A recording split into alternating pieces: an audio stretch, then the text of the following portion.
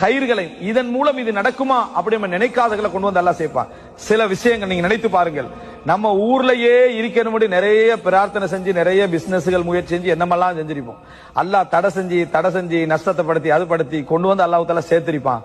நல்ல வேலை அல்லாஹ் தடை செஞ்சான், நல்ல வேலை அல்லாஹ் நஷ்டத்தை தந்தான், நல்ல வேலை அல்லாஹ் இலக்க செஞ்சான், இல்லைன்னா நான் இந்த இடத்தை அடைஞ்சிருக்க மாட்டேன்னு சொல்லக்கூடிய மக்கள் நம்மிடத்தில் இருக்கா இல்லையா? அப்ப அல்லாஹ் ரப்புல் ஆலமீன் எதையும் நமக்கு சூழ உண்டை கொண்டு வர போகிறான் என்றால் அது அவனுக்கே உள்ள வழிமுறை. நமது பிரச்சனை என்ன? துஆவும் கேட்டுக்கிறது, வழியை நம்மளே கற்பனை பண்ணிக்கிறது. அல்லாஹ்ட்ட வந்து துஆ கேட்க, அல்லாஹ் இப்படி வர வேண்டும், பிசினஸ்ல நல்ல பொருளாதாரம் கொட்ட வேண்டும். அடுத்த நாள் பேத்து திறந்து பாக்குறது ட்ரோயரை, என்ன எவ்வளவு வந்திருக்கேன்னு கொட்ட வேண்டும். எடுத்து அவன் என்ன விளங்குறான்னு சொன்னா இதுல வந்து உள்ளணும் எதுல. அப்ப அல்லாஹ் தஆலாவுக்கு துஆவையும் கேட்டு சிஸ்டத்தையும் இவர் தான் என்ன செய்யறது, கற்பனை பண்ணிக்கிறது.